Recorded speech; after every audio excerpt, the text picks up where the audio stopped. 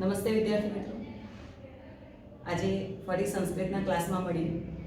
આજનો આપણો ટોપિક છે વિસર્ગ સંધિ.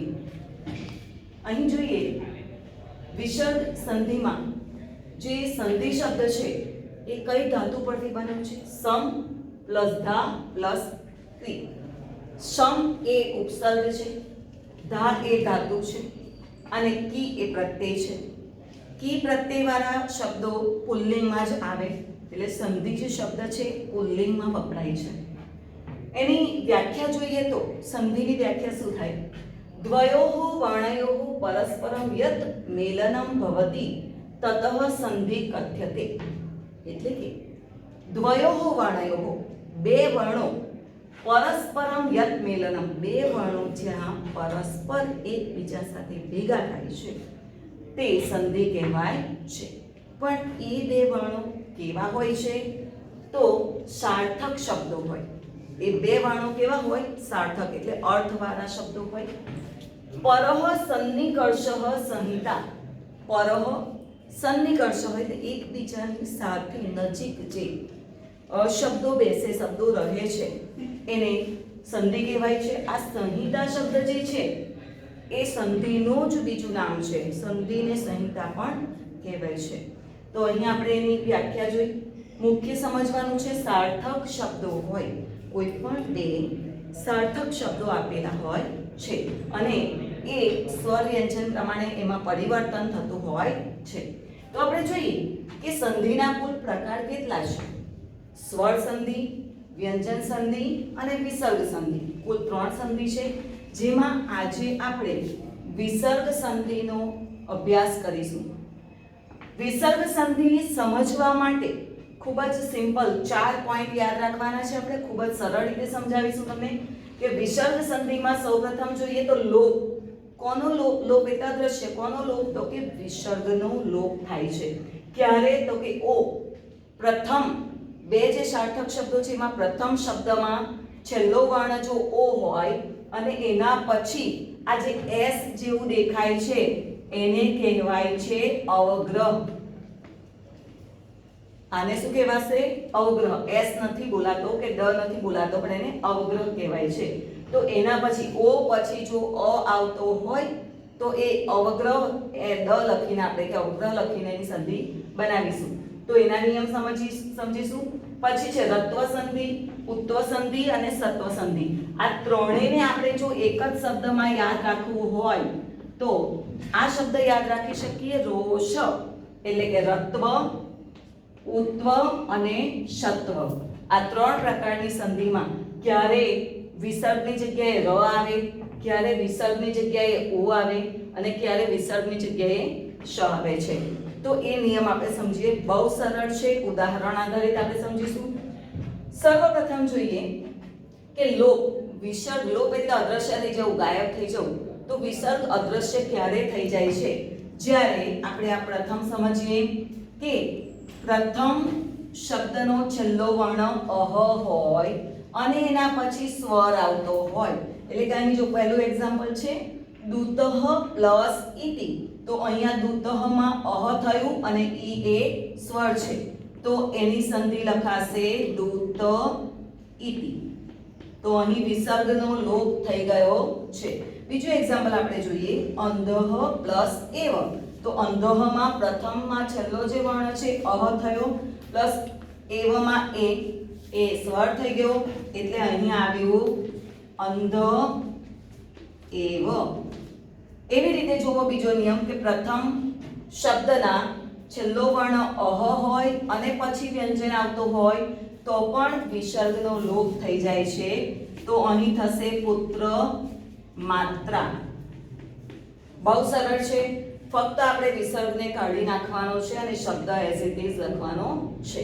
ત્યાર પછી જોઈએ કે જે આપણે ઓ આવતો હોય કે અહ આવતો હોય અને પાછળ બીજો શબ્દ અ થી શરૂ થતો હોય ત્યારે આપણે એને સંધિ કેવી રીતે જોડીશું?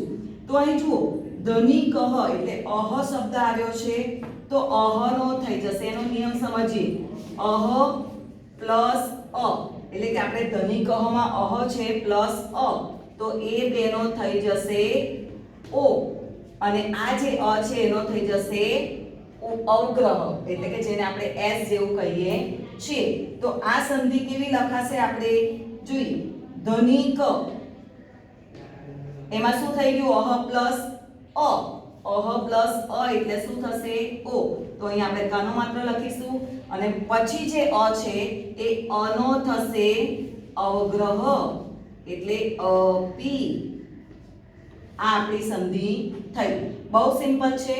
યાદ રાખવા માટે જ્યારે પણ કોઈ પણ સંધિ છોડવાની હોય કે જોડવાની હોય, છોડવાની હોય તમને ધનિકો અપી આપ્યું હોય, બરાબર, અમુક પ્રોનાઉન્સ એટલે કે ઉચ્ચારણ અ જેવું થાય, આવી રીતે બોલાશે ધનિકો અપી.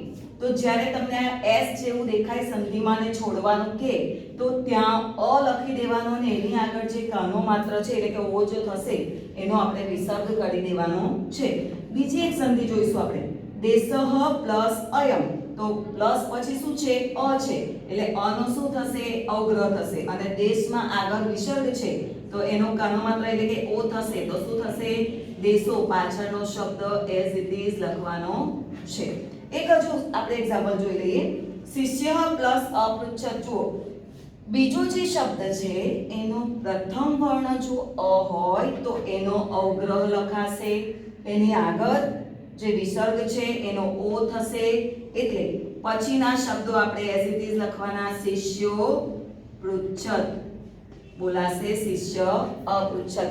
તમને 2 માર્ક્સમાં બોર્ડમાં પૂછાય છે સંધિ મુક્ત અને સંધિ યુક્ત. તો જો તમને આવી રીતે પૂછાય કે દેશો અયમ સંધિ મુક્ત કરો, તો પાછળ જો દ દેખાયો એકદમ સિમ્પલ અયમ કરી દેવાનું, આગળ કાનો માત્ર છે એનો વિસર્ગ કરી દેવાનું.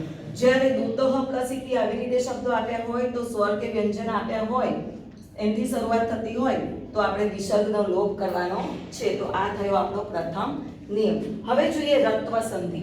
રત્વ સંધિમાં એક નિયમ યાદ રાખો કે જ્યારે 2 સાર્થક શબ્દો ભેગા થાય છે ત્યારે પ્રથમ શબ્દનો જે છેલ્લો વર્ણ છે, જેમ આપણે આમાં જોયું એવી રીતે પ્રથમ શબ્દનો જે છેલ્લો વર્ણ છે એ અ કે આ ન હોવો જોઈએ. દેશઃ તો અહ આવ્યો એવો શબ્દ ન હોવો જોઈએ. એ સિવાયના કોઈ પણ સ્વર હોય તો ચાલે.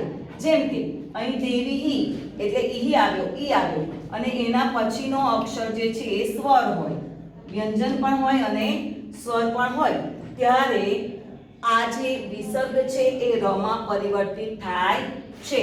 તો એનું થશે દેવી રૂવાચ. દેવી, અનો શું થઈ જશે? ઓનો શું થઈ જશે? ર. તો રત્વ સંધિ એટલે શું? તો કે જ્યારે વિસર્ગનો ર ક્યારે બને છે, તો એના માટે યાદ રાખવાનું કે શબ્દ સાર્થક શબ્દનો અ કે આ થી શરૂઆત ન થતો હોવો જોઈએ અને પાછળ તો વ્યંજન કે સ્વર એનો પહેલો અક્ષર હોય તો ત્યારે રનો અનો ર વિસર્ગનો ર થઈ જાય છે. જેમ કે વધુ પ્લસ આયાતી, તો એનું થશે વધુરાયાતી. અહીં રકાર ઉપર આવી જાય છે. શ્રુતિ પ્લસ ગચ્છતિ. જો વ્યંજન છે અહીં શ્રુતિ, અહીં ર પણ લખાશે વધુરાયાતી. અહીં વ્યંજન છે એટલે રકાર થશે શ્રુતિ ગચ્છતિ. શકુનિ પ્લસ એસહ.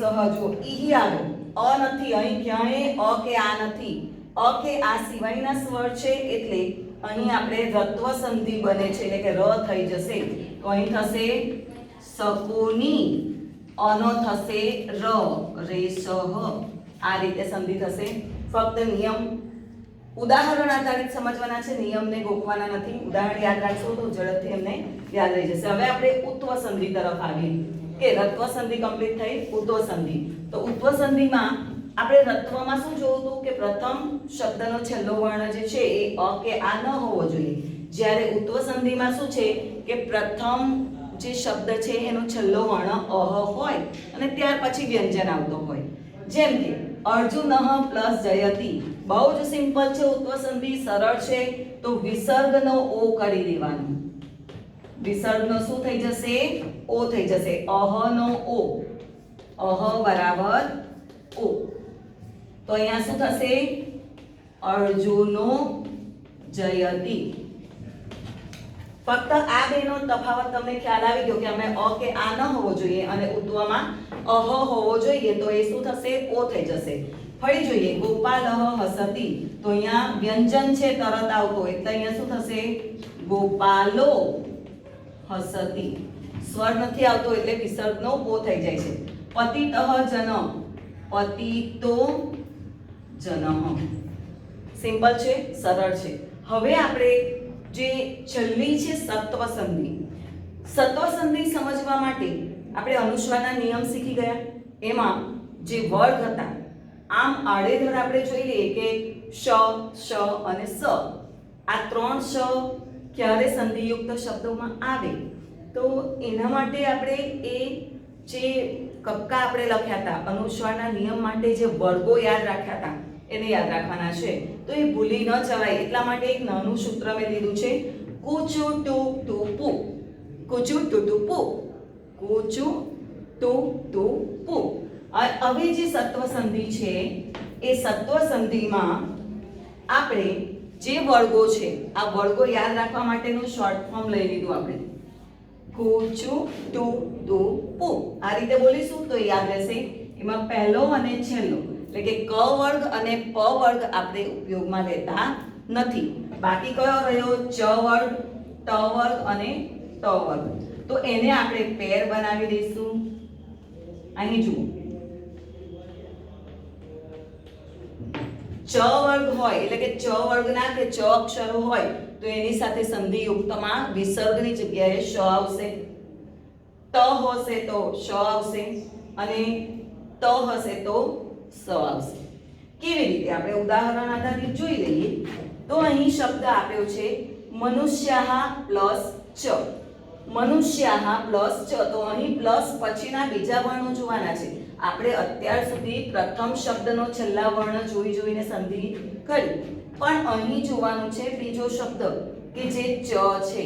તો અહીં આપણે જોઈએ કે ચ હોય ત્યારે વિસર્ગની જગ્યાએ શું લખાશે? શ. એટલે કે સંધિ આવી બનશે મનુષ્યાશ્ચ. આ રીતે શ લખાશે. ત્યાર પછી જો પ્રવિષ્ટઃ પ્લસ તદા, તો ત જે છે ત્યારે શું આવશે? સ. આ એકદમ સિમ્પલ છે, અહીં તમને ક્યાંય ગૂંચવાડો થશે નહીં જો આ વર્ગ આ રીતે લખી દેશો તો. કે ત છે તો એની સાથે શું આવશે? સ. તો એની સંધિ શું જોડાશે? પ્રવિષ્ટ અને તદા, એ બેની વચ્ચે નાનો સ લેવાનો છે. હવે જોઈએ પ્રગતિહિ તેષામ. ફરી ઉપર જેવું જ એક્ઝામ્પલ છે, ત આવ્યો છે પ્લસ પછી એટલે ત ની સાથે શું આવશે? સ આવશે. તો અહીં આપણે લખીએ પ્રવિષ્ટ તેષામ. સંધિ શેનાથી આપણે જોડી છે? સ થી, કારણ કે ત વર્ગ અહીં છે એટલે. ફરી જોઈએ, કહ પ્લસ ચિત એટલે ચ થી શરૂ થયો. બીજો જે શબ્દ છે એ આપણે અહીંયા બીજા શબ્દને જોવાનું છે, ચ થી ચાલુ થયો. તો ચ માં આપણે શું કરીશું? શ જોડીશું. તો એમાં લખાશે કશ્ચિત. અને છેલ્લો શબ્દ જોઈએ કૃષે પ્લસ સહાસતે. અહીં સ છે તો આ સ માટે એક નિયમ યાદ રાખો કે કૃષે સહાસતેમાં વિસર્ગ કાઢી પણ નાખીએ અને લોપ પણ કરી શકીએ, એઝ ઇટ ઇઝ પણ શબ્દ લખી શકીએ અને એની સાથે બીજો સ પણ લગાવી શકીએ છીએ. કૃષે સહાસતે. અહીં ધ્યાન રાખો, આપણે આ સ લગાવી પણ શકીએ અને ન લગાવીએ તો પણ વાંધો આવે નહીં, કારણ કે સ વર્ગ અહીં આપેલો છે, સ લગાવવાનો છે. તો ફરીથી એકવાર નિયમ બેઝિક સિમ્પલ વસ્તુ સમજી લઈએ કે વિસર્ગ સંધિમાં પ્રથમ જે છે લોપ વિસર્ગ ન થઈ જાય છે, પછી અહ પ્લસ અ હોય એટલે કે અહ પ્લસ અ હશે તો ઓ થઈને અવગ્રહ લગાવવામાં આવશે. દેશો અયમ, દેશઃ પ્લસ અયમ. રત્વ સંધિમાં એટલે કે ર ક્યારે લાગે છે? બે સાર્થક શબ્દો હોય એમાં ર ક્યારે થઈ જાય છે? વિસર્ગનો. તો જ્યારે અ કે આ થી કોઈ પહેલો શબ્દ શરૂ ના થતો હોય, પ્રથમ શબ્દ અ કે આ સ્વરથી ન હોય, બરાબર, એના પછી સ્વર કે વ્યંજન આવતો હોય તો વિસર્ગનો ર થઈ જાય છે. ત્યાર પછી જોઈએ ઉત્વ સંધિ. ઉત્વ સંધિમાં આપણે એમાં અ કે આ સિવાયના જોયા હતા. જ્યારે ઉત્વ સંધિમાં અહ થી શબ્દ શરૂ થાય તો અહ નો શું થઈ જશે? ઓ થઈ જશે. પાછળ બીજો શબ્દ વ્યંજનથી શરૂ થતો હોવો જોઈએ તો અર્જુનઃ વિસર્ગનો થઈ જશે ઓ. ત્યાર પછી જોઈએ સત્વ સંધિ કે સ ક્યારે આવે છે તો ચ વર્ગ ત વર્ગ અને ત વર્ગ હોય ત્યારે એની સાથે શ અને સ આ ત્રણ જોડાક્ષર જોડાય છે. જેમ કે મનુષ્યઃ પ્લસ ચ આવ્યો, અહીં પ્રથમ શબ્દ નથી જોવાનો પણ બીજો શબ્દ જોવાનો છે કે ચ છે, ત છે, બરાબર, સ છે.